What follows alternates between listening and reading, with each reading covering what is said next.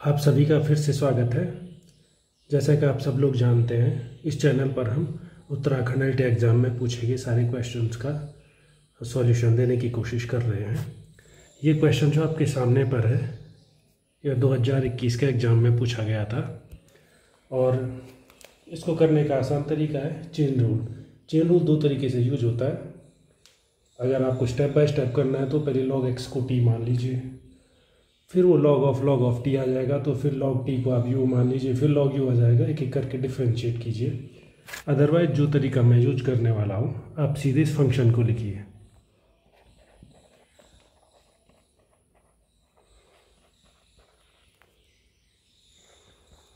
ठीक है, जैसे फंक्शन लिख लिया तो आपको पता है चेन रूल में पहले एक का डिफ्रेंशिएशन होता है, फिर अगले का होता है, फिर वो डिफ्रेंशिएशन अंदर जाता रहता है।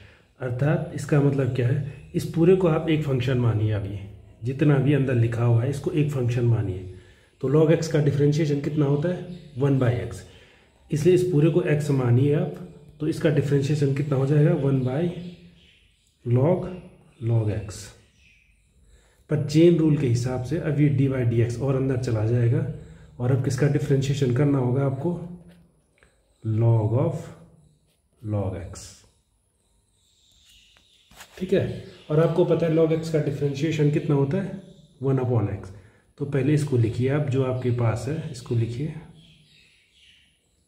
तो इसका डिफ्रेंशिएशन कितना होगा, फिर से वही रूल, log of x का कितना होता है 1/x। तो इस पूरे को आप x मानिए या u मानिए, तो 1/log x इसका डिफ्रेंशिएशन हो जाएगा और dy/dx और आगे चला जाएगा। log of समथिंग क्या हो जाएगा, ये समथिंग यहाँ नीचे आ जाएगा और फिर आप बाकी को फिर से नया फंक्शन मान सकते हैं।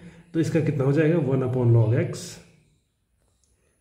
ठीक है, ये log x यहाँ नीचे आ गया और उसके बाद फिर से जो डिफ्रेंशिएशन है वो और आगे चलेगा और जो फाइनल फंक्शन बचा है वो log x है।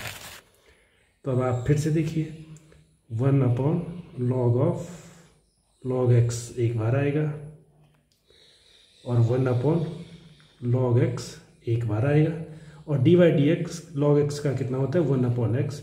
इसके बाद भी डिफ्रेंशिएशन साइन आप आगे भेज सकते हैं जैसे कि अभी तक किया आपने। तो log x का डिफ्रेंशिएशन कितना हुआ, ये x यहाँ नीचे आ गया। अब dy/dx किससे dy/dx किसको ऑपरेट करेगा, इस x को।